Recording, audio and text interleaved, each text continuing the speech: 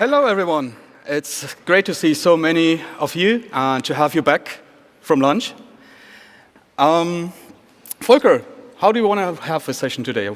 I think it would be fun if we could have a little dialogue. Okay. It is after lunch, after all. People might be a little bit tired from all the food. And I think if we can have a conversation about what has been, what is about to come, what is the future going to hold, I think that could be quite interesting. So let's start. Maurice. Okay, let's start with the platform support. And in that respect, Qt being cross-platform has always been one of our core promises. And the most important thing is that this core promise will also keep for the future. That means we now have support for the latest Android, iOS, Windows versions, etc., which is Android 14, iOS 17, etc., also coming with 6.6.1 release, which actually has been released yesterday? Yes, 6.6.1 release. Yeah. See? 1 day old. But one important question we always get is, there is a new OS version coming out, let's say for Android, for iOS, or for any platform. And for some weird reason, neither Google, nor Apple, nor Microsoft, nor BlackBerry keep track of our feature freeze. So there's always a mismatch between when OS versions come out and when there's a new Qt release. So naturally, users ask us, what's happening there? When can we expect support? And I think the important item is here to say, always with the next Qt minor version, you will have official support, fully stamped from our end. But that does not mean or imply that until that point, you cannot use Qt on these platforms. We're doing quite many efforts, I guess, to keep the platform running already, even before we have a Qt release, right? Yes, indeed. We have a lot of maintainers for the different platforms, both within the Qt company and also outside. And of course, we are all interested to see what is happening in the latest version of macOS, of Windows, especially for those operating systems that we are using ourselves as host platforms. We want to know what is going to be the experience with developing on that new platform, but also for the target platforms like the mobile platforms. So we are collaborating quite closely with many of the platform vendors. We have early access to the various beta programs, and we immediately start to evaluate what is changing. We are in good contacts with many of the engineers at, for instance, Apple and also Microsoft to understand what are they doing, what are they planning. So we can look ahead and see how can we make sure that Qt works on the next version of macOS, of Windows, of iOS, of Android, and prepare ourselves for that and start building the various changes that we need to make to the build system, to the configuration system, but also, of course, to some of the implementations. Some of the platform vendors are better at keeping compatibility than others. I'm sure you are aware of these kind of differences. Yep. And this is, in the end, giving us a very good insight into what's going to be done, what do we need to do, and be ready for the release when it's there. And like Maurice mentioned, at some point then we have actually the official support for those platforms. And that means putting these platforms into our continuous integration system. We learned from Code earlier how important continuous integration is to have a smooth, a predictable release process, product creation process.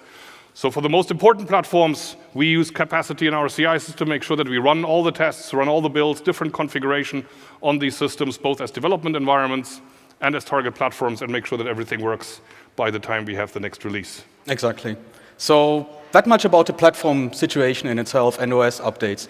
But as we talk about mobile and desktop already, Volker, I guess there's quite many other things also happening in the framework itself, functionality-wise.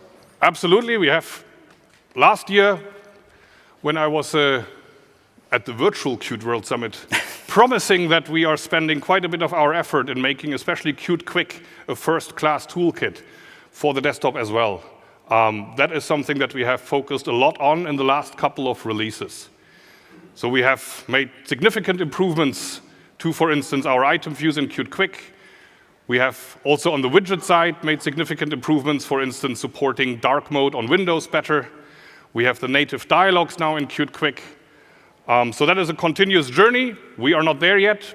We continue to develop more functionality and making sure that Qt Quick is a really good framework also for building desktop applications.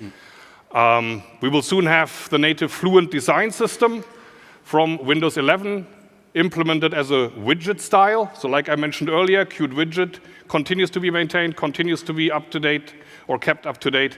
So I'm really looking forward to that. We had Qt 6.6.1 just now, and we will have the Qt 6.7 feature freeze in a couple of weeks, and then early next year, the release. So a lot of good stuff has been happening, a lot of good stuff is still being developed. Yeah, 6, 7 now coming out in March, exactly. Yep. You also mentioned previously at the keynote a bit more about like the hybrid situation, as we call it with that one. Maybe you can elaborate a bit more on that again. Yes, so the Qt Quick widget is something that we introduced pretty early on already in the Qt 5 cycle. And with Qt 6, we have a modern rendering hardware infrastructure where we use the native rendering capabilities of each platform, Metal, Vulkan, OpenGL, Direct3D, and the Qt Quick widget does support that. And now we are also introducing the RHI widget, which gives you the ability to build native low-level graphics applications using the native APIs within your widget application. So it's a pretty powerful tool, giving you a lot of access to the low-level rendering capabilities. From some of the things that we saw earlier today, these kind of things will be very, very easily possible. Yeah, and then so far now we have been focusing on, so to say, the UI and graphics capabilities, but you still need to have a way to interact with these. And I mean, for quite some time now, we've been talking about how touch has been revolutionizing the overall user experience back from keyboard and mouse. But do we see now something else coming up for the near future then? Yeah, absolutely. We see a lot of interest in multimodal user interfaces. So one of the things we did with the Qt 6 re-architecturing of some of our event handling code is to prepare ourselves for multiple input devices, multimodal user interfaces where you have multiple users collaborating together in the same application. But we are also seeing a lot of interest for instance, speech interfaces. How do people interact with their software system, not having the hands on the keyboard, not having the hands on the mouse, because there might not be a mouse, there might not be a keyboard, and they might be busy doing something more important. So being able to, have a text-to-speech API from a user interface perspective, increasingly important if you are having operators working with your, for instance, cranes, heavy machinery, or also medical devices, but also the other way around. Can we use speech recognition? So these are things that we are researching. These are things that we are planning to have some solutions for in the future releases. Okay, very good. What else do you see when it comes to, well, you mentioned feature solutions, we had to have the input, etc., displays, etc. Is there anything you would see coming up, or which is on our agenda on that topic? On the display side, I think we have been continuously improving things around the context of high DPI, around the context of multi-monitor, multi-display systems. And one of the things that we are seeing increasing interest in is HDR support, high dynamic range content, especially on the multimedia side. Being able to render these contents in an application, or at least full screen within your application, is going to be increasingly important, yes. Yeah. But of course, Maurice, how would you like it if you didn't have to sit in front of a bunch of monitors, but rather have a 360 view, where you can have all the details, all the information that you need in front of your eyes. Yeah, which opens up the whole chapter of virtual reality and then augmented reality, etc.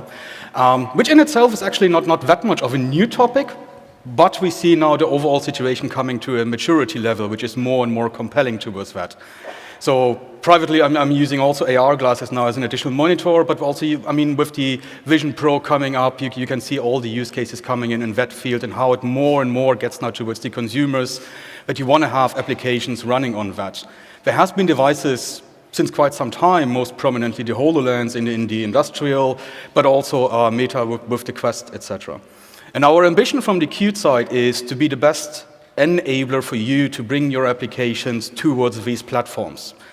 So far, for instance, you might have checked on our current status when it comes to the Vision Pro. So all your Qt applications, like you have them now, do run on the Vision Pro or on any of the other devices in regards of you have your 2D interfaces, which you then, in a virtual setup, put towards the wall, etc. But that's not the main scenario for that. The whole scenario is that you actually can utilize the 3D capabilities of that as well.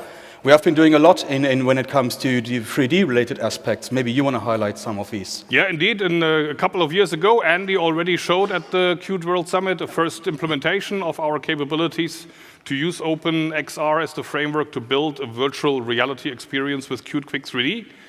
And that is something that we have continuously developed, and now doing things like smooth multi-view rendering so that multiple perspectives can be rendered in a single and efficient draw call. Very important for having a smooth and synchronized virtual reality experience. And also, the Qt Quick 3D feature set alone, you saw perhaps earlier the rendering of the car, that is definitely high quality stuff. So making it possible to create these photorealistic, really immersive environments, not just to impress the audience in the room, but actually also to make sure that you can relate to the data and to the information that you're seeing. Because making that high quality, making that crisp, is very important in a virtual reality space for the user to have a good experience there. Yeah. One thing we also still want to highlight is when it comes to Qt itself and what we have been talking about earlier is that we want to support also the whole workflow when it comes to that. Starting with also not only from the framework side, but also when it comes to Design Studio, Creator, and then also later on the QA tools in that. So that we can really cover the whole process. Which also is a good emphasis on why we have been adding so much 3D functionality, for instance, to Qt Design Studio to already enable all these cases, so that in the end, once the new devices come out, it's as easy as writing a Hello World application for traditional displays or for the console. All right, so we will have new ways to represent and to present data to you and to your users, and we will have new ways for your users to interact with this data. But of course, this is going well beyond user interface development, right? Yeah. And that's actually the whole thing about Qt as well. It's not only a UI technology, right? For many years, we have been also highlighting that Qt is much more when it comes to the networking capabilities, databases, etc., etc. So one of our core focuses as well is what can be put on top compared to other UI technologies. And in that respect, we don't want you to reinvent a whole wheel again for certain scenarios. In that respect, Qt offering many high-level modules, as for instance, we're highlighting visualizing data, maybe something else as well? Absolutely. So one of the modules that we are focusing on right now for the next couple of releases is the Qt Graphs module. In the Qt Graphs module, we'll bring together the data visualization capabilities that you might have been using in Qt 5.15 or in Qt 5, data visualization 3D, but also the charting functionality. And we want to bring that together into a consistent, coherent architecture with a unique or a uniform data acquisition architecture, and all sitting on top of the very performant then Qt Quick 3D scene graph. So having a single module that allows you to do all these data visualization solutions is one of the things that we are focusing on for both 6.7 now. We had already in the 6.6 release a tech preview. Now with 6.7 we are adding some more stuff, and then 6.8 with the next LTS release. This is where we think it will be ready for prime time. And of course, Qt Quick 3D I already mentioned. One of the things you can see here is volumetric rendering. Some of the demos and customer presentations we had earlier are using a very similar technique to visualize 3D information. Yeah, one related aspect to that still is, and that is also something which Volker tried to highlight, or highlighted, hopefully successfully, in your session, is about interaction and interoperability with other frameworks. So while we also want to step up with Qt and bring more higher level modules to Qt itself, it does not stop you from using anything from basically other frameworks which utilize and add additional scenarios as well. So it's a very important item to highlight as well.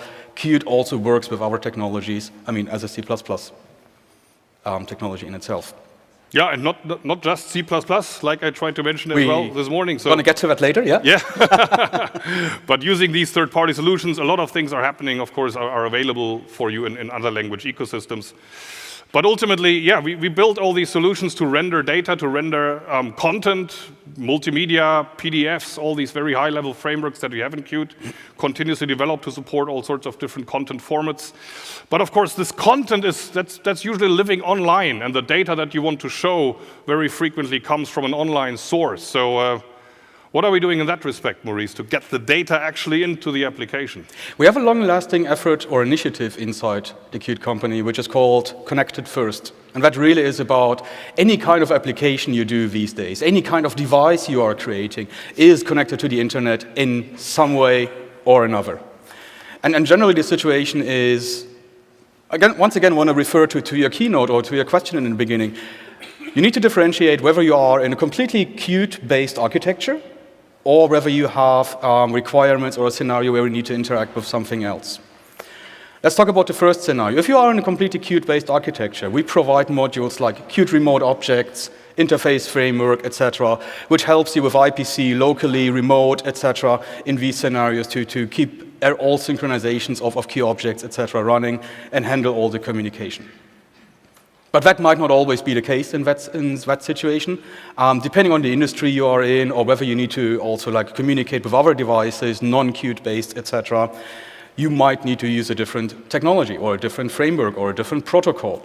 There's a couple of highlights from our end here, which is supported from Qt itself, most prominently MQTT, OPC UA, CoAP still, etc., which then has an industry-specific application or not, and based on our users' use or our users' utilization of these protocols, we take one way or another approach with the modules itself to really like serve the users in a very best way.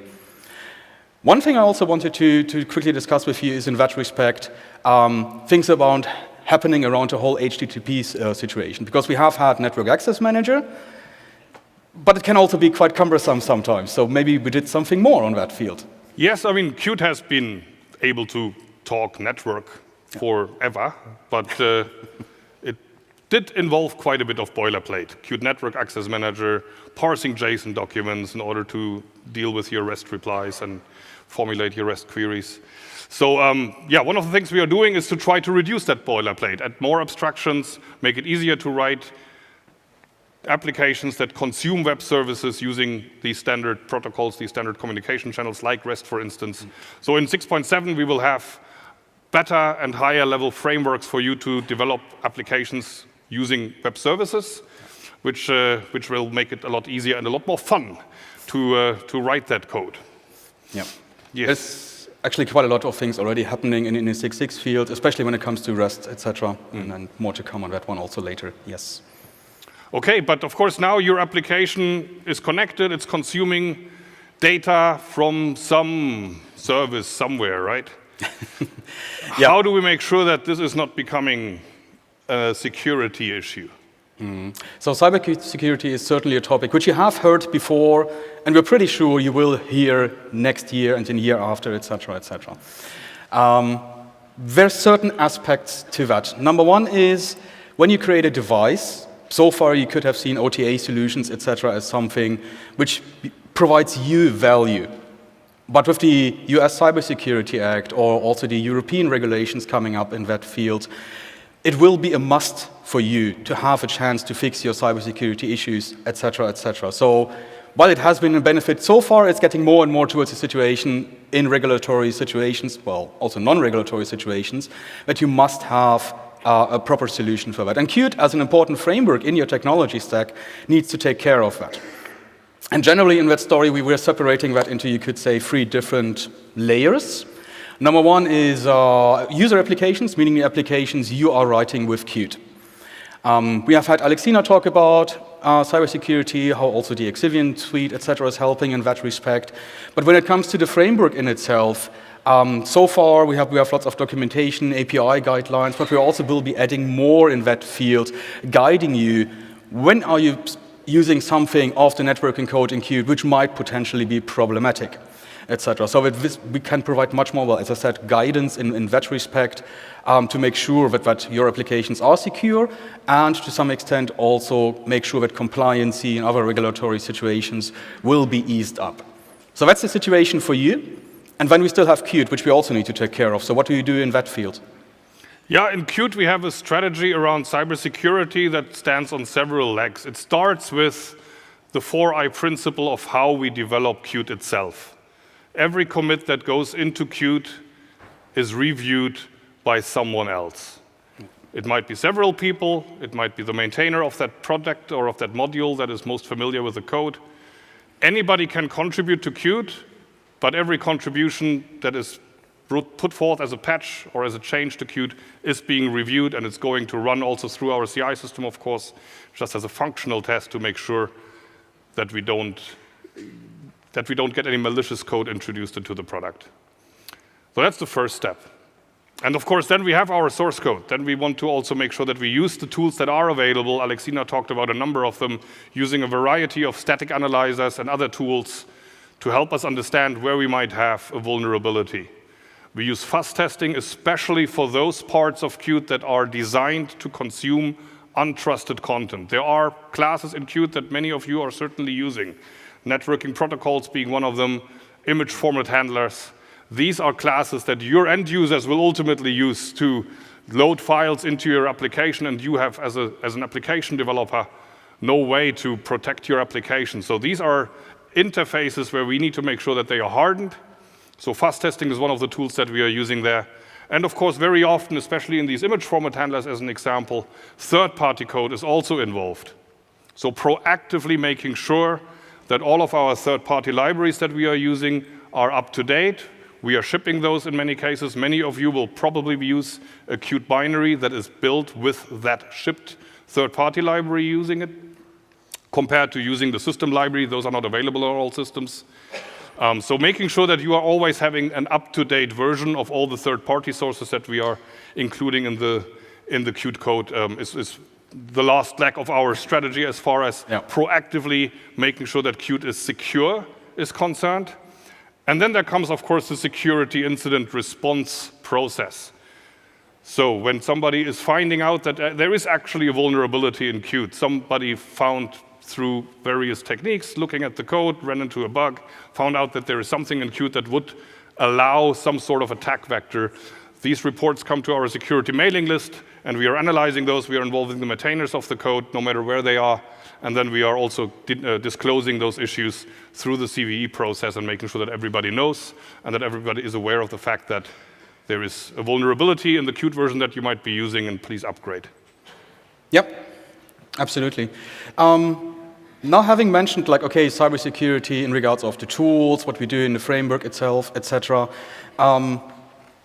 We've been talking about languages beforehand. Do you see anything happening around the languages and how we in Qt can actually utilize, in that respect, C++, for instance, to enhance that security-related aspect? Yes, a lot is happening in the C++ community and in the C++ committee to think about how we can make the language itself securer and safer to use, and to prevent some of the common pitfalls that are especially coming out of the legacy of people thinking that there is this mythical C++ language and using C language kind of constructs to actually write a C++ application. So we get more tools, of course, into the C++ language, and that is something that we are constantly evaluating. Is there something in C++ 20 or 23, for instance, that really makes such a significant difference to how securely and safely we can write source code that it makes, that it is necessary, that we want it. Of course, we all want to somehow use the modern C++ and the latest C++, but we also know that many of you are actually constrained in how frequently you can upgrade your compiler toolchain. Which exactly is, an issue in itself. So yes. while it's compelling to use the latest C++ versions, etc., I guess it's my bad job to sometimes stop people from adopting to that. The reason for that is, for instance, with Qt 6, we made the decision Qt 6 is going to be C++ 17 based. So C++ 17 is a hard requirement. And I remember that we're now at 6.6, so luckily that's easy to calculate, 3 years. We made Qt 6 happening, and I think 2 years ago I was still very optimistic of everybody will be able to move to C++ 17, no problem. It's just a matter of another 2 months, another 3 months, and then all projects will be over. We do recognize still we have Qt users who want to use Qt 6 related features, but they can't because of regulatory situations again. If you have compliancy checks, you need to go through certain certifications, etc. Those are still on C++ 14 if you're lucky. Right? So it's kind of like the problem from us as Qt as being so successful in so many industries and so many users, but we have really like the on-the-edge development happening who wants to utilize the latest features. On the other hand, when it comes to regulatory, safe devices, etc., they only can move slower in that respect. So that's the balancing act we need to do now with Qt as well. How can we serve both, and then what can we do also in the future in that respect? Especially when it now comes to C++ 20, we are having quite some initiatives when it comes to enabling you as a developer to utilize all these features, and then basically taking the next steps, when can we actually use it in Qt, etc. So that's going to be a step-by-step process, so that it's not like a hard break, so to say, compared to the 5 to 6, Qt 5 to Qt 6 switch, when we said, okay, now it's C++ 17 or nothing. Yes, exactly. And that is the multi-phase strategy that we say you as application developers should be able to use the secure constructs that you might want from C++ 20 or even C++ 23, together with a Qt version that doesn't require you to use C++ 20 or 23. So giving you these options, making the Qt APIs, preparing them for these new language constructs and for some of the changes that we have seen in the C++ standard, for instance, with the spaceship operator. These kind of things are, yeah, devil is in the detail in that respect, but making it possible for you to use modern C++, the most modern C++, also the library features, of course, from those C++ versions, then in your application. That is a constant journey, and it's a constant evaluation of the trade-offs. Yep. But of course, C++ is, at this point, not the only language by far that people are using to build applications with Qt. We have had Qt for Python now for several years, Yep. and it's extremely successful. A huge community of people is using Qt from Python, building Qt application, be it for prototyping things quickly, be it for actually solving problems and having a product based on that. But we're also looking into some other languages. Maurice, can you give some examples of what else we are looking at? I guess we have Rust already quite prominently here. Where, for instance, I guess the most used project over there is CXX-Qt, like how do you get Qt and Rust together. There's also other languages. We have one prototype working on how do you get .NET and Qt together, similar to other languages. Help me. We talked about Java earlier. Java we did, and you showed me last week the video of Toranis. What was it? Swift. Swift, sorry. Yes. How to get these together. And just like in the beginning in the keynote, again, I want to refer to that. It's technology or software projects these days, it's not like you choose a language and you stay with that and then you build everything on top of that. These days, you want to pinpoint what's best for which use case. You want to pinpoint maybe Rust for certain, like in this context, security-related aspects. You want to choose .NET because there's our frameworks. Before there was OPC UA, again, OPC was only a .NET solution, etc. So you might have requirements to then get all these languages together into one project. And we as Qt do not want to be the reason stopping you from, well, picking the best for your use cases. Qt is the technology for your HMI and UI solutions when in that respect. But then again, the whole thing makes it very complex from an architectural point, because when you have many frameworks, many languages being put together, etc., and coming back to the security-related aspects, you then need to bundle that and need to make sure that you have a secure runtime. So I guess it would just be beneficial if you had one runtime, taking care of that, putting in all the modules for you, and then having a secure setup.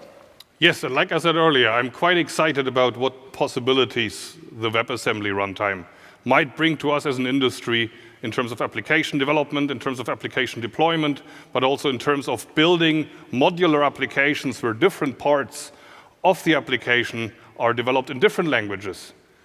But we are already having a lot of use cases today for WebAssembly that are not expecting or not requiring that. Not that as of now. Yeah.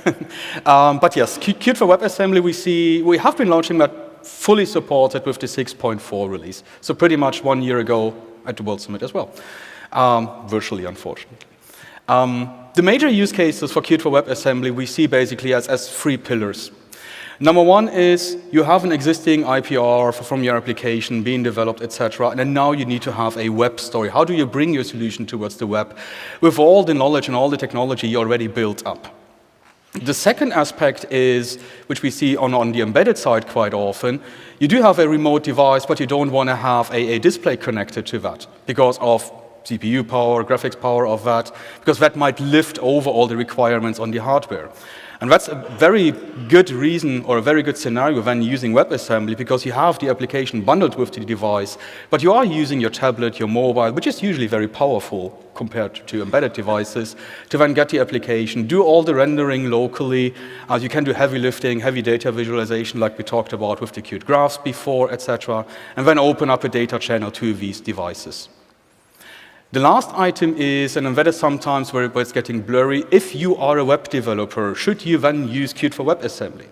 And we strongly believe there are various good reasons for that. Number one is Many of the web technologies or of the HTML and JavaScript technologies still do struggle with performance these days. WebAssembly in itself, as in with near-native compilation and near-native performance, combined with Qt graphs, for instance, allows you to have really like slick data visualizations, animations going on, 3D-related scenarios, etc. So that's the third big pillar in our strategy overall when it comes to that, enabling these high-performance cases for the web developers. Exactly, and all of that then running in a runtime that is designed to be secure, that has a sandbox around it, allowing your different components to perhaps live together in the same process space, and you having full control over what kind of data exchange between the different components are possible. So that's a research area that like I mentioned, I'm quite excited about how we can use WebAssembly runtime, the various interfaces, VASI, and the WASM runtime itself, to enable a Qt application to host WebAssembly runtimes directly within it. So this is for us a research area that goes a little bit into the future.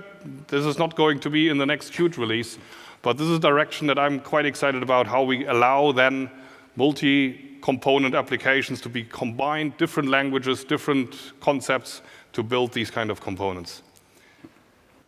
Okay. I think you already said one important asset, which is don't expect all of these to happen in 6.7. 9. Maybe not even in 6.8. Well, we have another 2 weeks almost until the feature free, so who knows, right? No, but we wanted to give a glimpse on what's happening in the future with Qt itself, where we are heading with certain items, elements, etc., with our strategy. And I guess now it's time for questions and answers. Or at least questions. At least questions. And 2 answers. You're in charge of the... Thank you.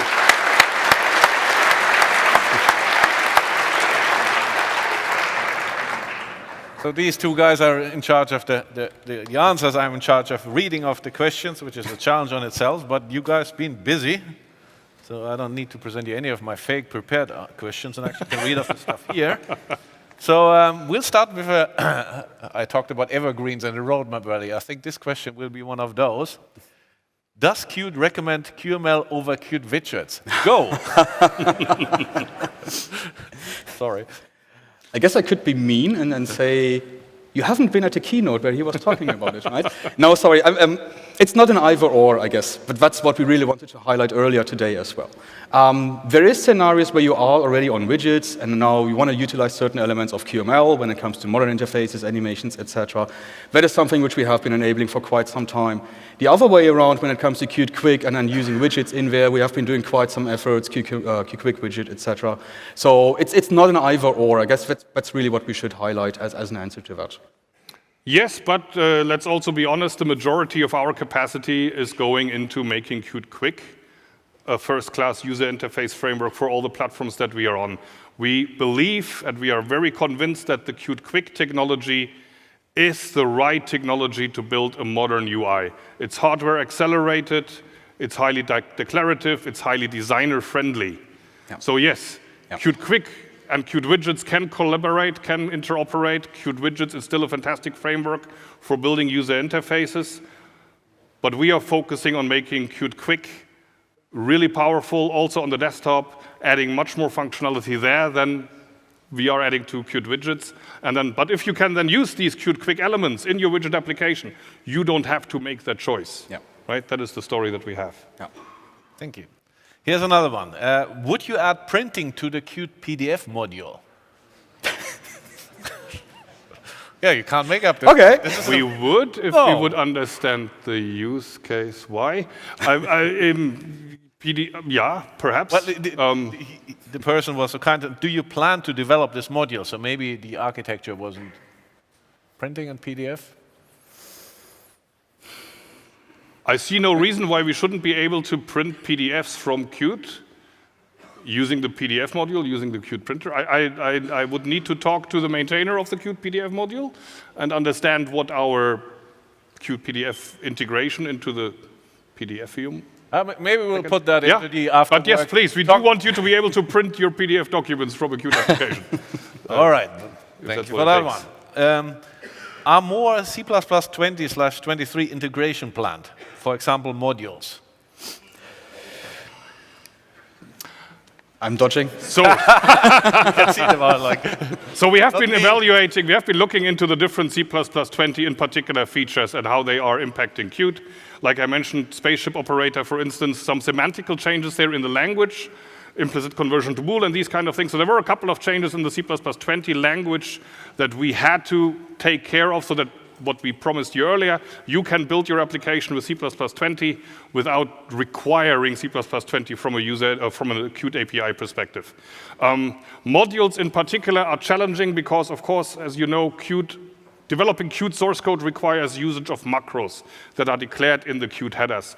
And the module infrastructure in C++ is, as at least per our understanding so far, not allowing macros or preprocessor symbols to escape that module, which makes it kind of useless.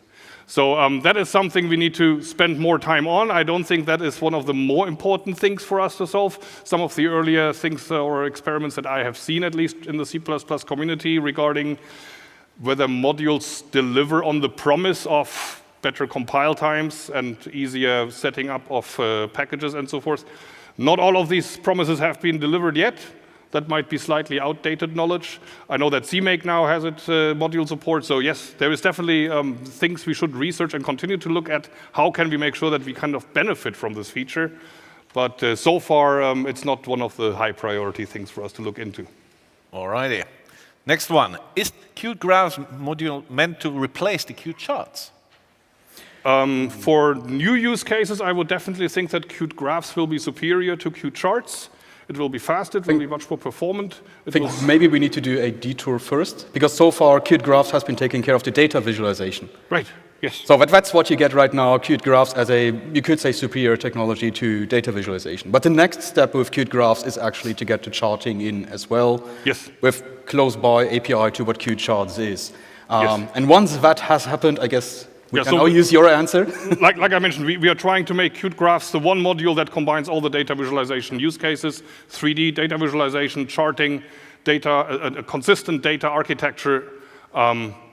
Once that is done, Qt Graphs will definitely be technically and also from an API perspective superior to both Qt charts and Qt data visualization.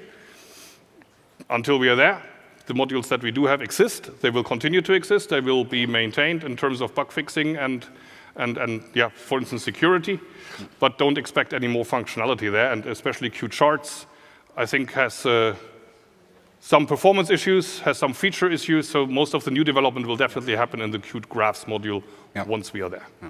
I think maybe one item to highlight still is that we try to keep the API as compatible as possible. At least that's the starting point. And when now we see with the new use cases, what should we add on the API or not? Clearly, that has happened with the data visualization as well. Tomorrow, it's, if I may make that little advertisement, one of my colleagues, Kwangyo, is going to talk about the Qt Graphs module tomorrow afternoon, I believe, has a talk about it. So for those of you interested in that, please listen to him. Nonni, you're doing fine. So next question, when will Qt get full Conan support? These questions are really good, so you have to earn your money here on stage. I guess now it's time for a history lesson, right? Because I remember that a couple of years ago we were actually stating Conan is going to be the future of how you build Qt and integrate that into our solutions.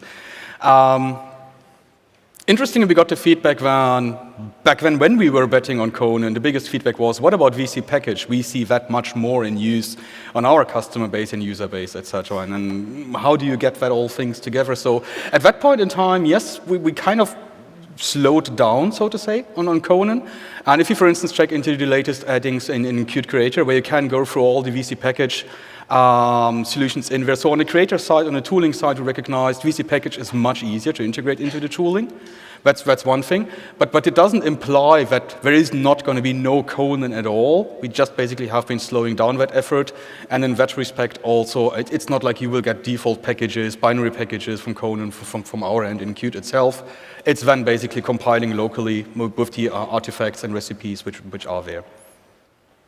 Nice one. What about web GPU support in WebAssembly? Volker, go. We have looked into it, and the results so far are inconclusive, I believe. But no, That is what I can say. no, that was politician, Volker. Yes, so it's important. It's Politically correct. Then next one. Will there be a day when new Qt widgets will appear in Qt Creator's Designer? Huh? Interesting question. Any day that any of you is writing a custom widget plugin for Qt Designer, a new widget appears. A new widget is born. No, of course, I mean, that's the beauty of the Qt widget framework. There is so much out there. There are so many third-party libraries out there that have implemented custom widgets, additional widgets. There is a whole ecosystem, and you can, hopefully, many of those come with custom widget support into Qt Designer. So not all of the things that are out there need to become part of the Qt library, perhaps. If there is a widget that you really miss, we are welcoming contributions. Qt is open for contributions from anybody. If you say, like, here is a widget that I would really like to have in the Qt library, like mentioned, Qt widget is still actively maintained. It's actively supported. If you have something that you are missing, please contribute and work with us, and we will help you getting that in a good shape. And of course, building a new widgets into Qt, it's a bit of work. We need to make sure that things work correctly on all the different styles. We need to think about style sheet support for new widgets, for instance. There is a whole rat tail of things that we need to be aware of when we take a new widget into the Qt library. If you have a widget where you don't need all of that, it's much easier for you to build that widget perhaps yourself, and then we can have it in the Qt Designer using a custom widget. The next one is a little bit from the chapter of Ask Me Anything downstairs, which we have as well. It's what is the best way to do effective styling using Qt widgets? Not exactly roadmap, but hey, you are here. Effective styling. I guess we're always trying to dodge away from the CSS styling, at least. There is effective and then there is efficient, yeah. So effective in getting something done quickly. I love what people are doing with Qt style sheet support and widgets. Yeah. It's amazing what can be done. It's amazing what some of you are managing to put together. It is a somewhat dated technology at this point, and to be honest, it's also not the most performant technology. So sometimes if you create these very complex style sheets, you will run into performance issues.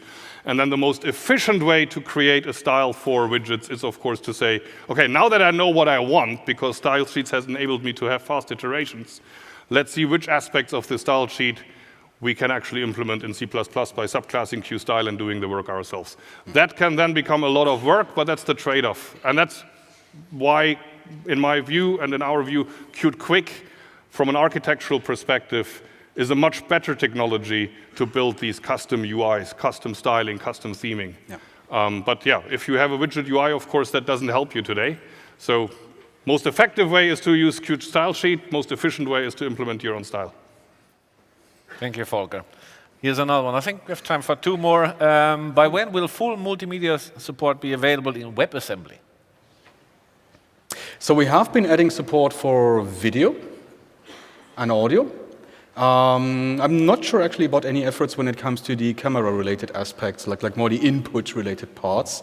That is something we can clearly follow up. So whoever asked the question, maybe it's also good for us to know which of these items are missing in your case. Yeah. Because especially multimedia and WebAssembly, that's something we need to develop mostly on a use case basis and getting to know that. So good question. All right, then the final one, maybe a bit more aspirational. Unfortunately, we can't answer all of them. You guys have been really active. I mean, the hand raising has a bit challenge initially, but Kate got you with the neighbor thingy. But the questions you have plenty, so we can't do all of them. So you find us downstairs as well and ask us anything, or these two guys roaming around. But one more I have. Does Qt have plans to integrate or participate in cloud solutions like Azure or AWS? Yeah, no. That was a clear yine. I guess again, it's a use case scenario. So first question is do you expect Qt something to do, or is it interoperability with existing solutions? So we are working with AWS and Azure, etc., also together towards certain scenarios. That can be simple things like simple data transfer, databases, etc., etc. I guess the question is more like, is Qt aiming to have something on top of that, adding value to these core assets? And that is something we are continuously experimenting with. Don't necessarily have okay, next week we're going to launch that. Actually, we might have used this event then for that. But we are continuously experimenting with that. One of the interesting cases we currently see coming up is how can you utilize cloud services in that respect as remote device access, remote testing, remote development solutions, etc. So that is something we are experimenting with. And if you are in that field already, like also having your own experience, please come to us and talk about that, because that would be really nice to get into a dialogue on these kind of topics. Alrighty, that's it then, folks. Thank you very much. Thank you for excellent questions.